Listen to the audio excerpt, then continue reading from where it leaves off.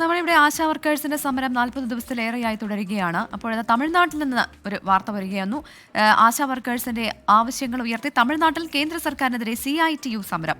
26,000 രൂപ മിനിമം വേതനം ആവശ്യപ്പെട്ടാണ് സമരം. PF, ESI ആനുകൂല്യങ്ങൾ അനുവദിക്കണമെന്നും ആവശ്യം.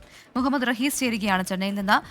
റഹീസ്, കേരളത്തിൽ നടക്കുന്ന ഈ സമരത്തിന്റെ ചുവട് പിടിച്ചുകൊണ്ടാണോ ഇത്തരത്തിലൊരു സമരത്തിലേക്ക് ഇപ്പോൾ തമിഴ്നാട്ടിൽ CITU കടന്നിരിക്കുന്നത്? എങ്ങനെയാണ് ഈ സമരത്തിന്റെ കൂടുതൽ വിവരങ്ങൾ?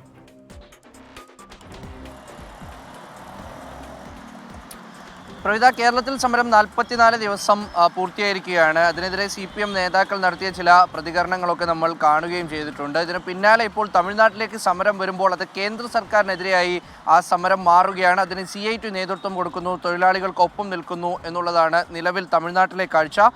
കേന്ദ്ര സർക്കാരാണ് ഈ വേതനത്തിൽ അടക്കം ഇടപെടേണ്ടത്, അത് ഉയർത്തേണ്ടത് എന്നുള്ള ആവശ്യം ഉന്നയിച്ചുകൊണ്ടാണ് ഇപ്പോൾ CITU പ്രതിഷേധത്തിലേക്ക് എത്തുന്നത്. രണ്ടിടങ്ങളിലാണ് പ്രധാനമായും പ്രതിഷേധമുണ്ടായത്. അത് ദിണ്ടിഗലിലും ഊട്ടിയിലുമാണ്.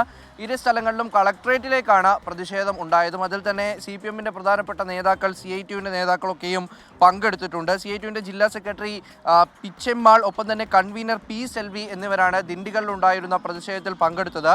ഇവർ പ്രധാനമായും ഉന്നയിക്കുന്ന ഒരു ആവശ്യം 26,000 രൂപ വേതനം മാസം മിനിമം ഉറപ്പു നൽകണം എന്നുള്ളതാണ്. ഒപ്പം തന്നെ 10 വർഷത്തെ സേവനം പൂർത്തിയാക്കിയവരെ ഹെഡ് നേഴ്സ് കേഡറിൽ നിയമിക്കണം എന്ന് പറയുന്നുണ്ട്. ഓവർ ടൈം ജോലിക്ക് നിർബന്ധിച്ചു എന്ന് ചൂണ്ടിക്കാട്ടുന്നുണ്ട് പല ആശാ വർക്കർമാരും. അത് ഉണ്ടാകരുത്. ഓവർ ടൈം ഡ്യൂട്ടി എടുത്താൽ അതിന് പ്രത്യേകം പണം നൽകുന്ന, അല്ലെങ്കിൽ ഓവർ ടൈം ഡ്യൂട്ടി ഒഴിവാക്കണമെന്ന് ആശാ വർക്കർമാർ താല്പര്യപ്പെട്ടാൽ അത് ഒഴിവാക്കുന്ന നിലയിലേക്ക് കാര്യങ്ങൾ എത്തണം എന്നുള്ള ആവശ്യം ഉന്നയിക്കുന്നു. ഒപ്പം തന്നെ ഗ്രാറ്റുവിറ്റി, PF, ESI എന്നിവ നടപ്പിലാക്കണം.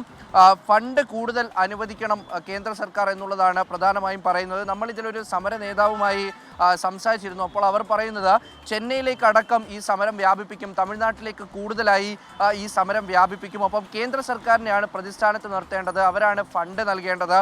കൃത്യമായി ആശാ വർക്കർമാരെ അവർ തൊഴിലാളികളായി അംഗീകരിക്കും. മുഹമ്മദ് റഹീസാണ് വിവരങ്ങൾ നൽകിക്കൊണ്ടിരുന്നത്. ആശാ വർക്കേഴ്സിന്റെ ആവശ്യങ്ങൾ ഉയർത്തിക്കൊണ്ടാണ് തമിഴ്നാട്ടിൽ ഇപ്പോൾ സമരം നടക്കുന്നത്. അതേസമയം തന്നെ സമരം സംസ്ഥാന സർക്കാരിനെതിരെയല്ല, കേന്ദ്ര സർക്കാരിനെതിരെയാണ് എന്നുള്ളതാണ് ശ്രദ്ധേയം. പക്ഷേ അതേസമയം കേരളത്തിൽ നടക്കുന്ന സമരത്തിൽ പ്രധാനമായും ആശമാർ ഉന്നയിക്കുന്നത് സംസ്ഥാന സർക്കാർ ഈ വിഷയത്തിൽ ഇടപെട്ട് നടപടി സ്വീകരിക്കണം എന്നുള്ളതാണ്.